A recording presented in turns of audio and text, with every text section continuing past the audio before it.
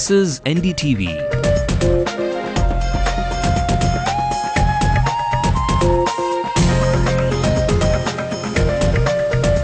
And you're watching NDTV Hindu.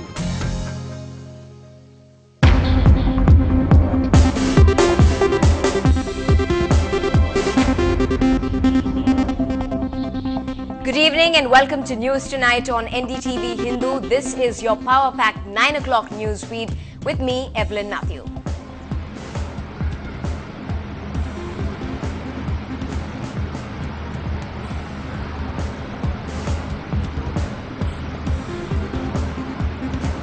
Well, Natasha Doraiswamy will join us in a while from now with all the Chennai Open updates. The big disappointing news they're coming in with 2 Indian losses. All of that coming to you in just a bit. But first, a look at the top stories tonight. Why did MK Adagiri skip DMK's election meet today? Sources say that he has set of demands for the party chief. How can the ruling DMK government support the Chennai Sangamam organized by the CBI raided Tamil Mayam? A petition is filed in the court. NDTV Hindu exposes the high price system that tired commuters fall prey to at the Coimbatore bus terminus. Lalit Modi refuses to receive summons from the Chennai City Police. If he doesn't appear till the 10th of the month, the cops will be forced to take action. The Indian boys Yuki Boundary and Rohan Bopanna go down on day 2 of the Chennai Open. Can Buji change the situation? And when East meets West, the fusion fever this Margiri season never disappoints. Our vacation is normally only for 2 weeks, so sisters. We miss a lot of school, but still for this, I can do anything. Let's also bring you the rest of the day's news nationally. Pakistan's Punjab governor is assassinated by his own security guard. His stand against blasphemy laws could have triggered the attack. An MLA in Bihar is stabbed to death by a woman who had accused him of rape and then withdrawn her allegations. The Quattroki case hearing is delayed. It's postponed to the 6th of January. A thaw in the Sushma Swaraj-Sonia Gandhi relationship. Sushma says that Sonia has opened up on a personal level. And there's no more IPL for Jumbo. Anil Kumble opts out of IPL 4 and takes on the role of the chief mentor for his team. Well, a day after the Prime Minister confirmed his party's ties with his Dravidian ally in Tamil Nadu to be as strong as ever, the DMK top brass met at the party headquarters today to discuss the plan of action for the upcoming assembly polls. Notably, MK Adagiri and Kannimuri skipped the meeting, though they were in the city. The ruling party has decided to hold its General Council meeting on the 3rd of February, during which many of the political and major state issues will come up. M. Karunanidhi also directed his district secretaries to take efforts to collect funds to meet expenses for the polls scheduled in May this year. As of now, the party chief and his party men have donated 11 lakh rupees, while his son and party treasurer M.K. Stalin chipped in with 1.17 lakh rupees for the funds.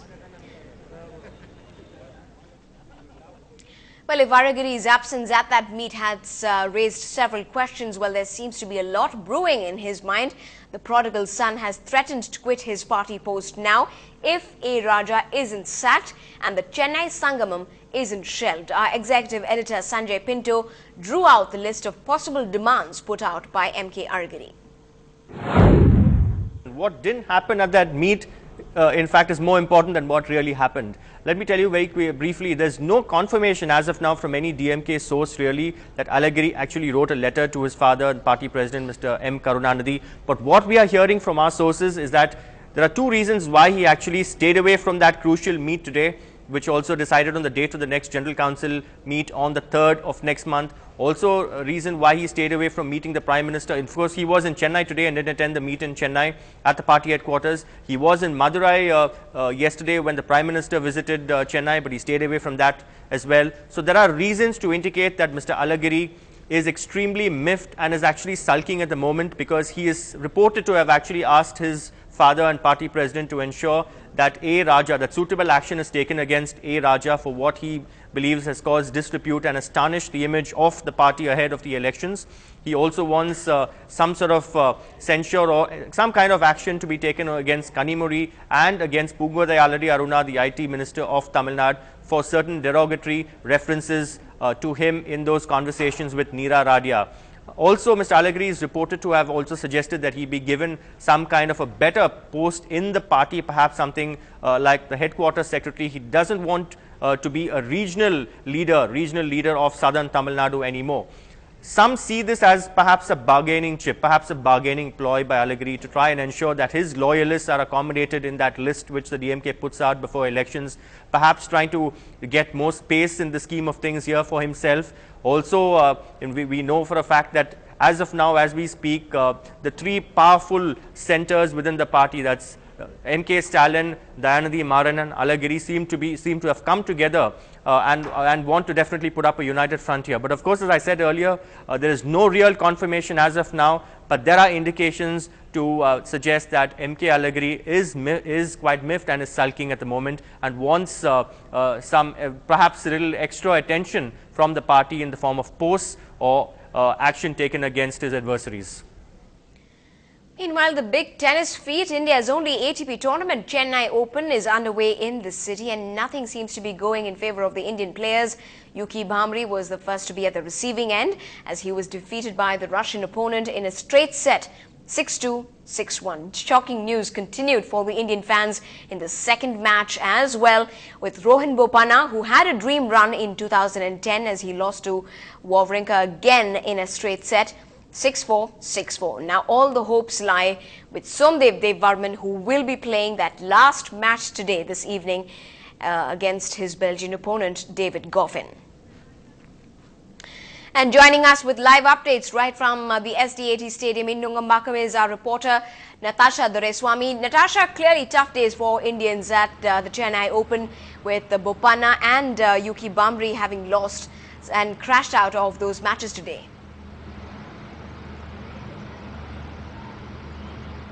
Yes, it was quite a disappointment, but at the same time, we have to think about the fact that Yuki is a young budding tennis player, and for him to face an opponent like he did sort of get very anxious on the courts, and he was overexcited, as many people would say here. The crowds, of course, came together to say that he did put on a good show, but at the same time he hasn't reached the level that Somdev has, and earlier he told us that he would like to reach the level that Somdev has, but it's going to take him quite a long time because his singles matches really need to improve. He needs to up his game.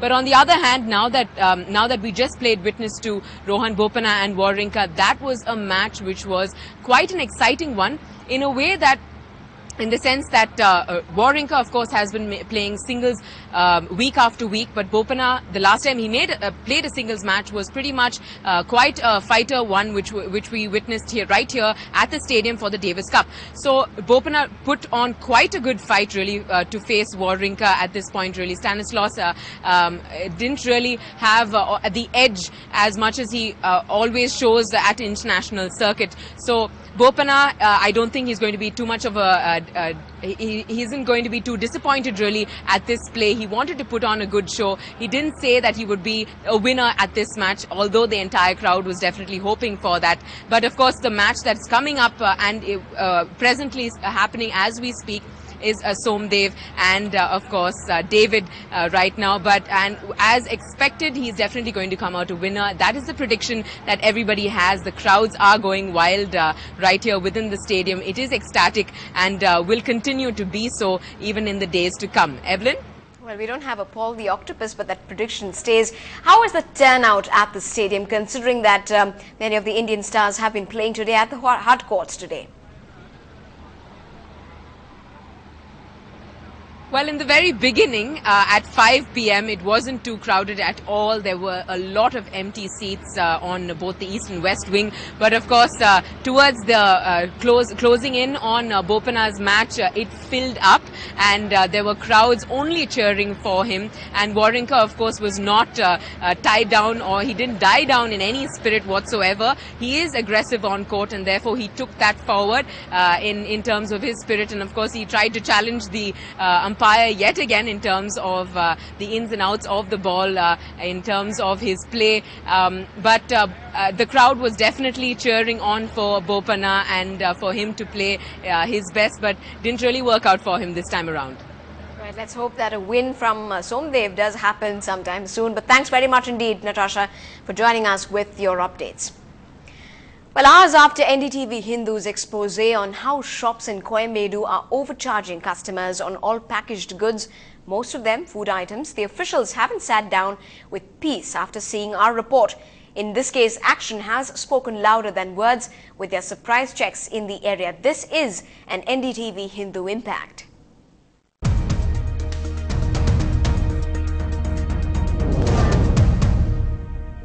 Well, officials of the Labour Department have been conducting raids at the venue, which is the Coimbatore bus terminus. The MRP violations have for long been compounding to the monetary burden to the people already at the receiving end of the rising food prices. The controller of the legal metrology department, in fact, Mr. Balasubramanian, joined us over the phone line and said that he has already booked a few shops today, and that the check will now be an everyday affair. Today we have raided about 40 shops in the Coimbatore bus stand area, and we have got about excess pricing cases, about 6 cases, and no declaration packets, about 2 cases, and 1 scale we have seized. And regarding the TASMAC complaint, we have raided about 4 shops in and around the Coimbatore bus stand area, and we have booked about 3 cases in the TASMAC shops. And the TASMAC, they have, I think they are excessively selling the declared price more than 5 rupees. That is 70 rupees declared price means 5 rupees excess, 75 rupees they are charging. This is the violation we have found out, and we have booked cases under the package commodity rules. And regarding this excess pricing in Coimbatore bus stand, they are charging more than the declared MRP, and more than 2 rupees, 3 rupees they are charging. And we have found about 6 cases, and we are booking cases under the Act. This complaint we have received from the NDTV and other public also. We are taking action as per the complaint. And with that assurance, let's in fact play you the story of how and why shops in the Coimbatore bus terminus follow their own pricing policy, which has now prompted action.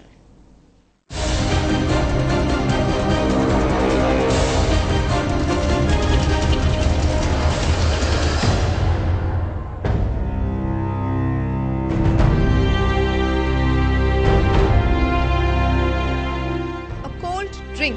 It's the first thing you reach for once you reach the Coimbatore terminus after battling traffic.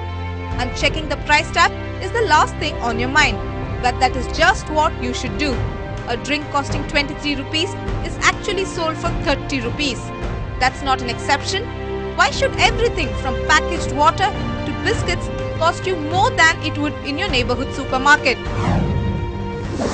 Passengers வந்து உட்காராங்க, இந்த current எல்லாம் ஓடுறது பூரா எலக்ட்ரிஷன்லேருந்து bathroom balance அதில் வர வாட்டர்லேருந்து எல்லாமே ஃப்ரீயாக தான் பேசஞ்சர்ஸ் கொடுக்குறாங்க. பஸ் ஸ்டாண்ட் யார் சிஎம்பியிலேருந்து கொடுக்குறாங்க. பட் அது எங்கள் மூலியமாக கடை மூலியமாக வசூல் பண்ணிக்கிறாங்க. நாங்கள் வந்து பேசஞ்சர் வசூல். A whopping 2.5 lakh rupees is charged as rent in these shops. Traders over here say that the rent charged inside the bus terminus is more than the usual rate, and that precisely is the reason for them to charge more than the maximum retail price.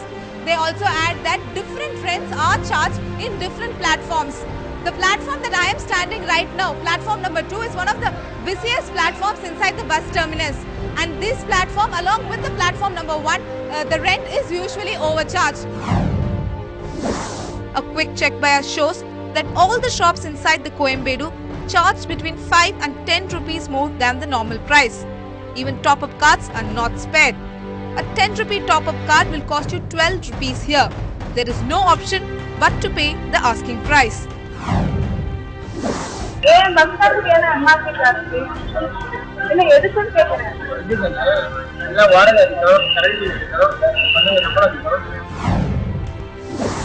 Naturally, the unilateral pricing policy practiced here has left consumers angry and aggrieved.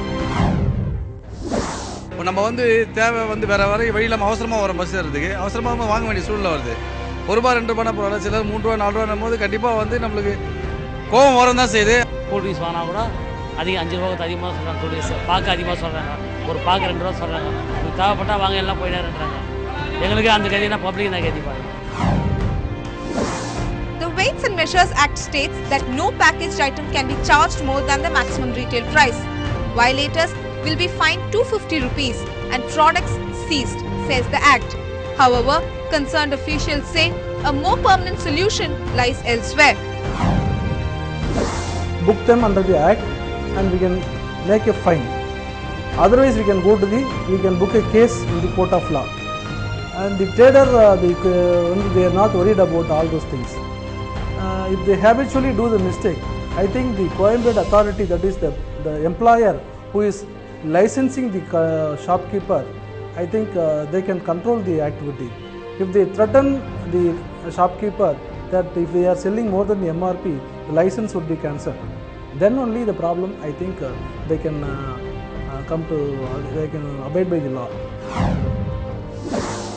At a time when soaring prices is not sparing anyone, especially food inflation, which is giving everyone a heartburn, the practice of overcharging for ordinary day-to-day products only comes as an additional burden to consumers, leaving them vulnerable to exploitation. In Chennai with camera person Arun, Lokpriya, NDTV Hindu.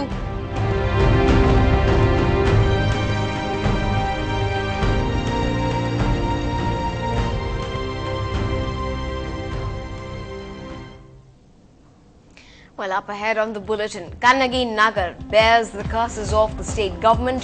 They are a neglected lot of this plush city.